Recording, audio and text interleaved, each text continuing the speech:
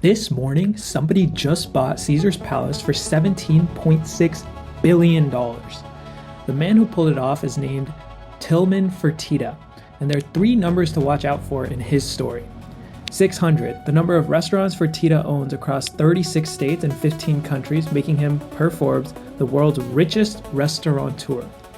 2.2 billion, the price Fertitta paid for the Houston Rockets in 2017, the highest price ever paid for an NBA franchise at the time.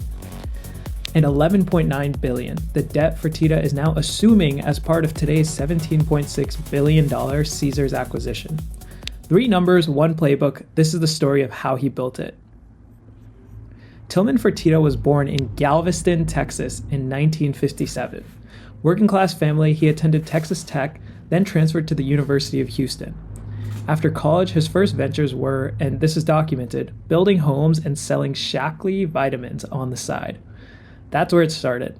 His break came in 1986. A small Houston restaurant company called Landry's brought him on as a real estate specialist.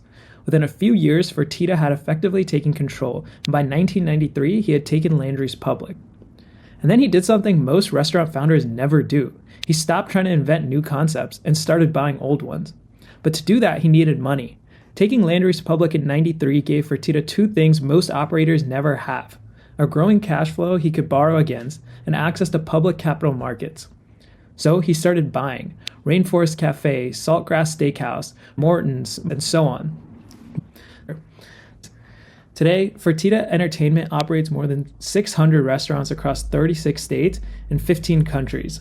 Here's what nobody understands about Fertitta. The restaurants are not the point. The restaurants are the engine. Fertitta built a cash machine, and the cash machine bought him the keys to bigger doors.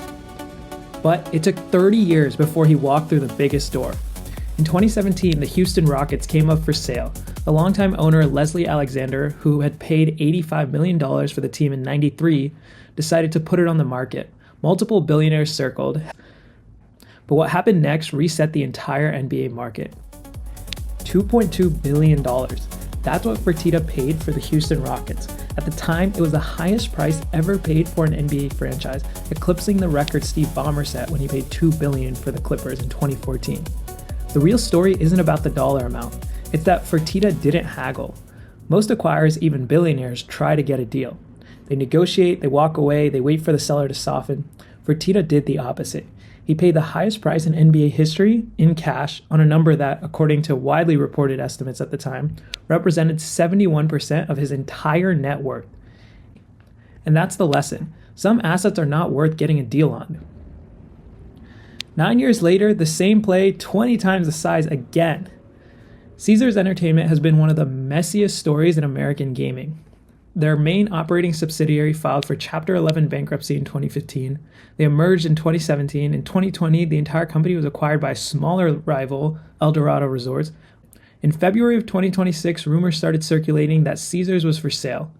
Multiple bidders circled, but ultimately Fertitta won. And here's your third number, $11.9 billion. The headline price of the deal, $17.6 billion, is not what Fertitta is actually paying out of pocket. He is paying $5.7 billion in cash to shareholders. The rest, $11.9 billion, is Caesar's existing debt, which Fertitta is now assuming. That number is the entire lesson. Leverage plus distress equals empire. Fertitta isn't paying for Caesars with $17 billion of his own money. He's exploiting two things at once: Caesar's depressed valuation after years of debt-driven struggle, and his ability to absorb that debt onto his own balance sheet. So let's take a step back. Today, he is the United States ambassador to Italy. He owns the Houston Rockets. He owns more than 600 restaurants in 15 countries. And as of this morning, he owns Caesar's Palace.